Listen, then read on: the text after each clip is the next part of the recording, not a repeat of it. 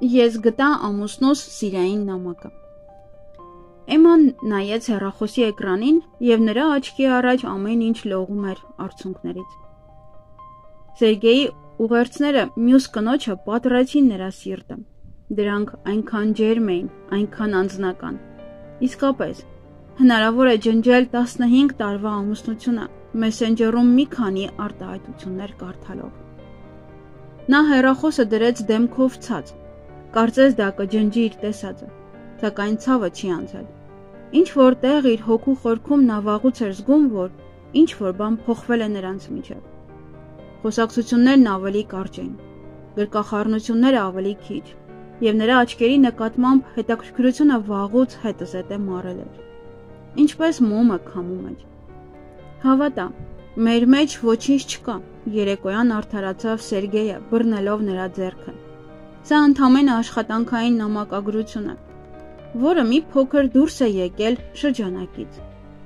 Նա շատ համոզիչ էր, բայց աչքերը… Էման գիտեր այս տեսքը։ Նրա ամուսինն այդպիսի տեսք ուներ, երբ վերահսկում էր իրավիճակը, վստահ լինելով, որ կկարողանա ամեն ինչ կարգավորել, գեղեցիկ կարգավորել։ Եվ նա իսկապես կարգավորեց։ Ինչ գիտեր նա նրա մասին։ Այո, անունից բացի գրեթե ոչինչ, անունը Վերա էր։ Եվ մի քանի լուսանկար սոցիալական ցանցերում։ Գեղեցիկ, ինքնավստահ կին, խելացի, պիտանի և շատ խարիզմատիկ։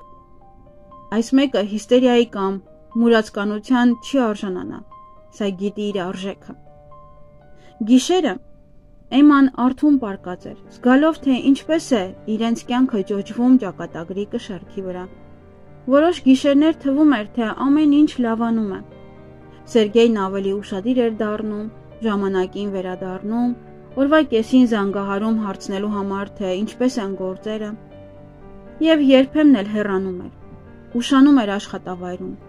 ու ծանոթ անհանգստությունը վերադառնում էր իր հունին։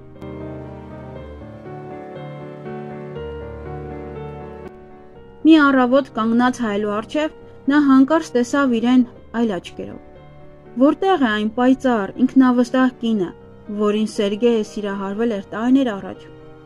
Ընտանիքի մասին տարիների հոգնածությունը, հոգատարությունը և առօրյա անվերջ մանրուքները մարել էին այն ներքին հույսը, լույսը,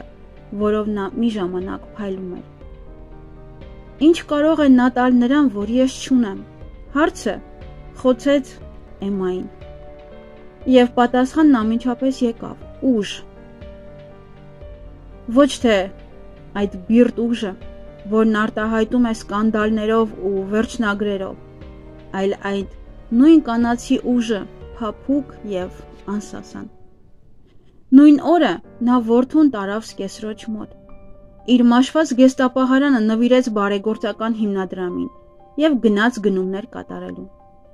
Ես գրանցվեցի մի պարի, որի մասին երազում էի տարիներ շարունակ։ Գնացի մատնահարդարման և վարսահարդարի մոտ։ Ընդհանրապես երկար ժամանակ առաջին անգամ ինչ-որ բան արեցի ինձ համար։ Ոչ ամուսնու, ոչ երեխաների համար, այլ հայելու մեջ գտնվող կնոջ համար, ով նույնպես արժանի էր սիրո առաջին հերթին հենց իրեն։ Ինքն իր հանդեպ։ Սերգեյն անմիջապես չնկատեց փոփոխությունները, բայց երբ Էման դադարեց հարցնել, թե որտեղ է նա, դադարեց ստուգել նրա հեռախոսը և սկսեց տուն վերադառնալ սովորականից ավելի ուշ, ուրախ և բավարարված, նրա մեջ նույնիսկ ինչ-որ բան փոխվեց։ Մի երեկո, երբ երեխաներն արդեն քնած էին, Սերգեյը մոտեցավ իրեն իր սիրելի թեյի բաժակով։ Ես կարոտում եմ քեզ, Էմա, ասաց նա հանգիստ։ Նա նայեց նրա աչքերին։ Ես ոչ մի տեղ չեմ գնացել, Սերյոժա, դու ես ինձ փնտրել մեկ այլ կնոջ մեջ, չնկատելով, որ ես միշտ այստեղ եմ, պարզապես մի օր մենք երկուսս էլ մոռացանք, թե ով ենք իրականում իրար համար։ Երբեմն պետք է կորցնել այն, ինչ ունես, որպեսզի հասկանաս դրա արժեքը,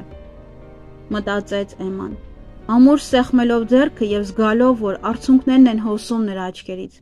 բայց հիմա ոչ թե ցավից, այլ պարզ ճշմարտության գիտակցումից։